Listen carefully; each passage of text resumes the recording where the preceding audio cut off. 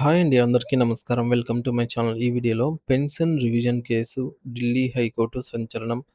దీనికి సంబంధించిన పూర్తి సమాచారాన్ని వీడియోలో తెలుసుకుందాము.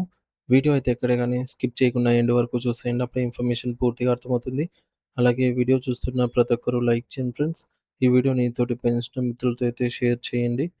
కొత్తగా మన ఛానల్ చూస్తున్నవారు ఇంకా ఎవరైనా సబ్స్క్రైబ్ చేసుకోకపోతే వెంటనే మన ఛానల్‌ని అయితే సబ్స్క్రైబ్ చేసుకోండి. సబ్స్క్రైబ్ చేసుకోవడం వల్ల నేను చేసే ప్రతి ఒక్క వీడియో మీ వరకు రీచ్ అవుతుంది. ఇక ఆలస్యం చేయకుండా వివరాల్లోకైతే వెళ్ళిపోదాము. బీఎస్ఎన్ఎల్ సంస్థలో విలీనమైన డీఓటీ ఉద్యోగులందరికీ సంబంధించి పెన్షన్ రివిజన్ అనే అత్యంత కీలకమైన అంశం ఇప్పుడు ఢిల్లీ హైకోర్టు వేదికగా ఒక ఆసక్తికరమైన మలుపు తిరిగింది. ఈ కేసు విచారణ ప్రస్తుతం న్యాయస్థానంలో జరుగుతున్న తీరు, అందులోని సాంకేతిక అంశాలను మనం లోతుగా పరిశీలించాల్సిన అవసరమైతే ఉంది. నిజానికి గత నెల 28వ తేదీన జరిగిన కోర్టు విచారణలో కేంద్ర సమాచార హక్కు డీటీఓ తరపున న్యాయవాది తన వాదనను సుదీర్ఘంగా వినిపించారు. ఆ రోజు జరిగిన ఆర్గ్యుమెంట్‌లకు సంబంధించి ఇప్పటికి ఒక గత వీడియోలో అయితే మనం తెలుసుకున్నాము. అయితే ఆ రోజు విచారణ ముగిసే సమయంలో డీఓటీ లాయర్ ఒక విన్నపాన్ని కోర్టు ముందైతే ఉంచారు. అదేంటంటే వచ్చే వాయిదాలో కూడా మిగిలిన అంశాలపైనే నేను మిగిలిన అంశాలపై నేనే మాట్లాడతాను అని ఆయన అనుమతి కోరారు. కానీ గౌరవ న్యాయస్థానం అందుకు అంగీకరించలేదు. మీరు చెప్పదలుచుకున్న ప్రధాన అంశాలు ఇప్పటికే చెప్పారు. ఇంకా ఏమైనా అదనపు పాయింట్లు ఉంటే వాటిని వ్రాతపూర్వకంగా కోర్టుకు మెయిల్ చేయండి. మేము వాటిని పరిశీలిస్తాము అని స్పష్టం చేస్తూ తదుపరి వాయిదాను ఖరారు చేసింది. ఈ క్రమంలో తదుపరి విచారణ రోజున మన కేసు సప్లిమెంటరీ లిస్ట్‌లో కనిపించింది. సాధారణంగా కోర్టులో సప్లిమెంటరీ లిస్ట్ అంటే ఏమిటంటే అత్యవసరంగా విచారించాల్సిన కేసులు లేదా గత విచారణలో అసంపూర్తిగా మిగిలిపోయిన కేసులను ఇందులో అయితే చేరుస్తారు. అయితే ఈ కేసులను విచారించే విధానం ఒక్కో జడ్జిని బట్టి మారుతూ ఉంటుంది. కొత్త కొంతమంది న్యాయమూర్తులు మధ్యాహ్నం పూట వీటిని వింటే మరికొంతమంది ఉదయం సెషన్‌లోనే పూర్తి చేసేస్తారు. మరి ప్రస్తుతం మన కేసును విచారిస్తున్న బెంచ్ ఉదయం పూటనే ఈ సప్లిమెంటరీ కేసులను విచారించే సంప్రదాయాన్ని పాటిస్తోంది. దీని ప్రకారం సుమారు మధ్యాహ్నం 12 గంటల ప్రాంతంలో మన పెన్షన్ రివిజన్ కేసు హియరింగ్ కోసం పిలుపుకొచ్చింది. అయితే సరిగ్గా ఆ సమయంలోనే జడ్జి గారు ఈ కేసును సెకండ్ కాల్‌కు వాయిదా వేస్తూ ఉన్నట్లుగా ప్రకటించారు. ఇక్కడ సెకండ్ కాల్ మరియు పాన్ ఓవర్, పాస్ ఓవర్ అనే పదాలను మనం క్షుణ్ణంగా తెలుసుకోవాలి. కోర్టులో ఏదైనా కేసు పిలిచినప్పుడు ఇరుపక్షాల లాయర్లు ఎవరైనా ఒకరు అందుబాటులో లేకపోయినా లేదా వారు వేరే కోర్టు హాల్‌లో వేరే కేసు వాదనలో నిమగ్నమై ఉంటే న్యాయమూర్తిని ఒక అరగంట లేదా గంట సమయం ఇవ్వమని అభ్యర్థిస్తారు. దీన్నే పాస్ ఓవర్ అంటారు. అంటే లిస్టులో ఉన్న మిగిలిన కేసులన్నీ అయిపోయిన తర్వాత చివర్లో మళ్ళీ ఈ కేసును పిలుస్తారు. ఇక సెకండ్ కాల్ అంటే లిస్టులోని ఒక విడత కేసులు ముగిసిన తర్వాత లేదా మధ్యాహ్నం సెషన్‌లో మరోసారి పిలవమని అర్థం అన్నమాట. సాధారణంగా డీఓటీ తరపు లాయర్లు కానీ లేదా పెన్షన్ అసోసియేషన్‌ల తరపు లాయర్లు గానీ అభ్యర్థిస్తే తప్ప న్యాయమూర్తులు స్వతహాగా సెకండ్ కాల్ అని చెప్పరు. కానీ ఆశ్చర్యకరమైన విషయం ఏమిటంటే 12 గంటల సమయానికి పెన్షన్ అసోసియేషన్‌ల తరపు న్యాయవాదులు కోర్టు హాల్‌లోనే సిద్ధంగా ఉన్నారు. అయినప్పటికీ జడ్జి గారు సెకండ్ కాల్ అని ప్రకటించారు. ఆ సమయంలో సప్లిమెంటరీ లిస్టులో 41 నుండి 80 వరకు అంటే అర్జెంట్ కేసులు వరుసలో ఉన్నాయి. ఈలోపు ఒక పెన్షనరీ బెనిఫిట్స్ చెల్లింపులకు సంబంధించి కేసు విచారణకు వచ్చింది.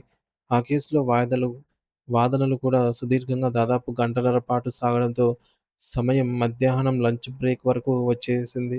లంచ్ తర్వాత 2:30 గంటలకు మిగతా కేసులు వింటానని న్యాయమూర్తి సెలవిచ్చారు. నేను భోజన విరామం ముగించుకొని తిరిగి ఆన్‌లైన్‌లో కోర్టు ప్రొసీడింగ్స్ చూసేసరికి మధ్యాహ్నం 2:40 అయింది. అప్పటికే ఒక మిత్రుడు ఫోన్ చేసి సరిగ్గా జరిగిన విషయాన్ని వివరించారు. సరిగ్గా 2:30 గంటల కోర్టు ప్రారంభం కాగానే మన పెన్షనర్ అసోసియేషన్ లాయర్ లేచి "సార్ మా కేసును ముందుగా వినండి" అని అడిగారట.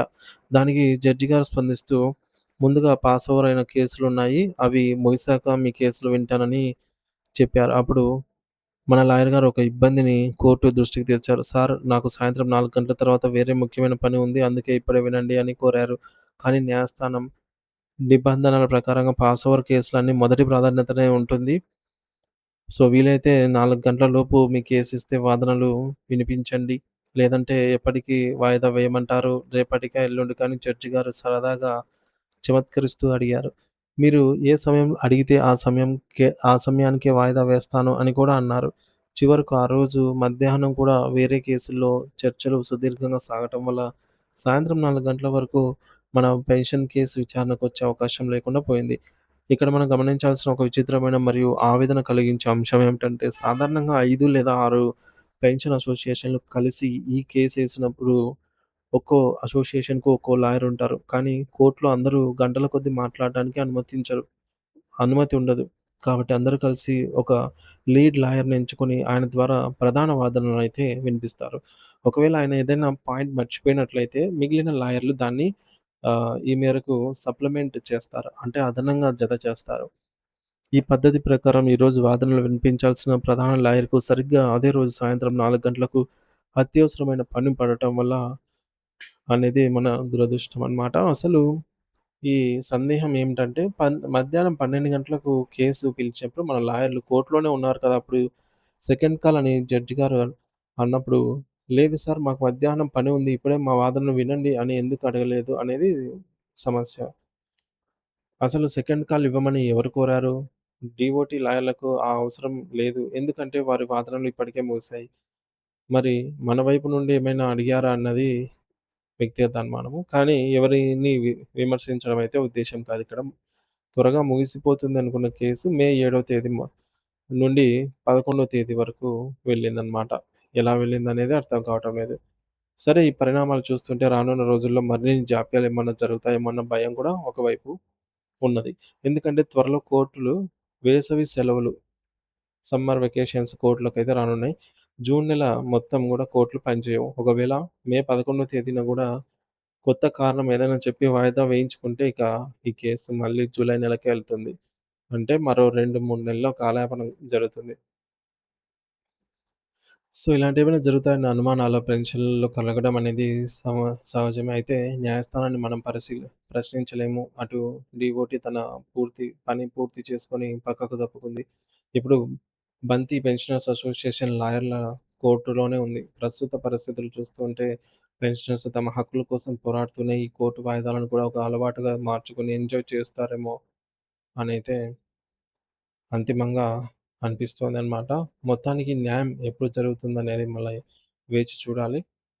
11వ తేదీ ఏమైనా అప్డేట్ వచ్చినట్లయితే మన ఛానల్ ద్వారా అందిస్తాను. Thank you for watching this video.